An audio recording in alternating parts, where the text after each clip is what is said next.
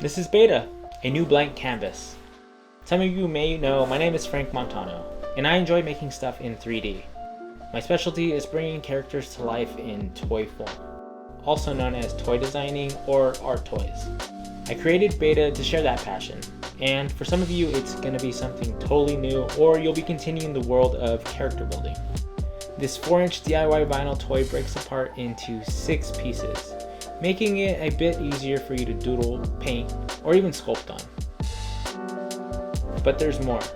Join the Fee Studio on Patreon, where we're going to have downloadable content for you to 3D print. And over time, I'm going to set up different themes and designs to choose from, because customizing this toy is meant to be a lot of fun. I set up a downloadable template in the video description. That'll give you the option to start creating your character now.